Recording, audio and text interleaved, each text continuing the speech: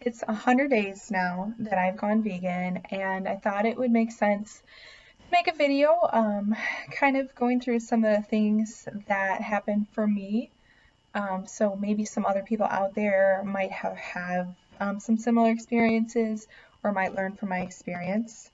Now, to begin with, I do want to say that I have been trying to be vegan for some time, and so I've already sort of learned a lot about cooking, a lot about what foods I like, where to shop, that sort of things. So really, this was just about sticking to it. So I kind of see it in a couple different segments. So we'll say at 25 days, what I experienced and, whatever.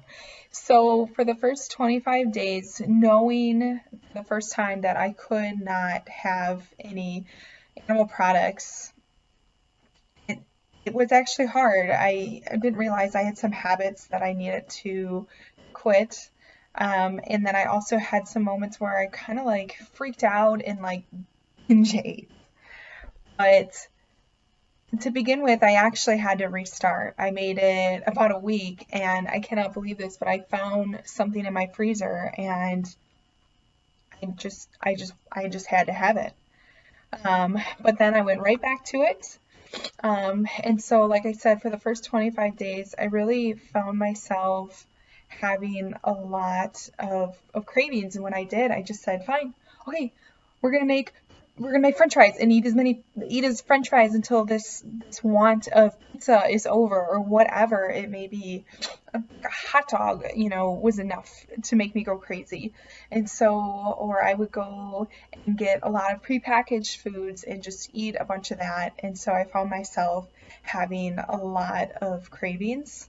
So I noticed that I also have habits. So I have times when I typically eat even though I'm not hungry. And I started to be a little bit more aware of that. It sort of made me start to think about what I could eat instead of binge eating to sort of help with that. I also have a lot of triggers. So for me, stress was a big trigger. Anytime I had any little bit of stress, it just made me want to binge eat. It made me want to do something to help fill that for whatever reason.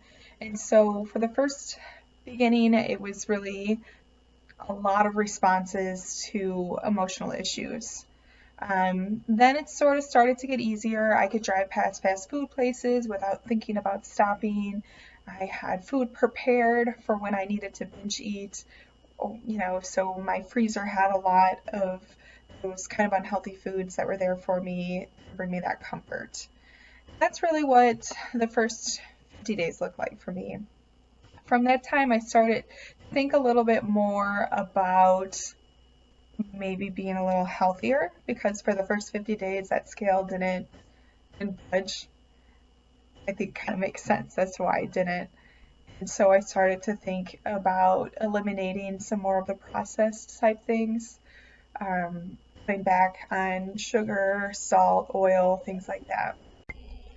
Now, within the first 50 days, I was also going through, it was holiday time, and so I also found a lot of responses to being around family and wanting to eat with them.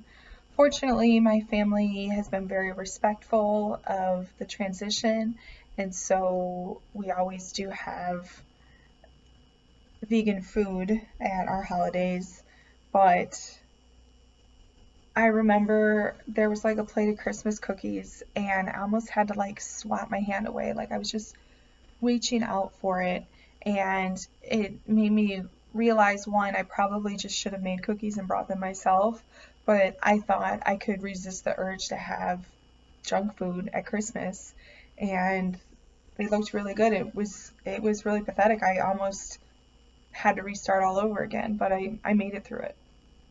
So for the next 50 days, I started to really connect with veganism. One of the strangest things that happened, which for some reason I didn't think would happen to me, was that I was really starting to truly associate myself as an animal lover, and I looked at people who love animals but eat them as really just not being honest. and I like almost wanted to start voicing it. And it was so weird because this was mostly about health to me, and it's just crazy how, things can come full circle, and I just really associated with it. I don't know how to walk up to somebody who is posting pictures of their dog, every day on social media and tell them, great, well, you love your dog, but why do you hate other animals? I mean, you like, you eat them. And so it really, in a way, stinks because those people are my friends, and it just kind of bothered me. I have several friends who are, maybe like keto. And so they really ingest a lot of animal products, and it almost makes me sick to my stomach. Which really boils it all down to, as while I was doing this 100 days, I started to realize this isn't just the 100-day challenge. This is a lifestyle change. And it's crazy that I started to have this identity crisis. Like, my whole life, I've identified myself one way, and now I'm considering completely changing the way I identify myself. So I am a vegan, and I guess I don't know if that's relatable, but it was really strange to think that I'm completely giving up something that has been with me for so long and completely changing my identity. And, I used to tell people that I'm trying to be vegan or I'm transitioning to be vegan, and to know, now that I made it 100 days, why would I ever look back? Why would I put myself back into that situation? And so it's like I have to identify myself now just a little bit differently, in a good way, but it was kind of something to think about.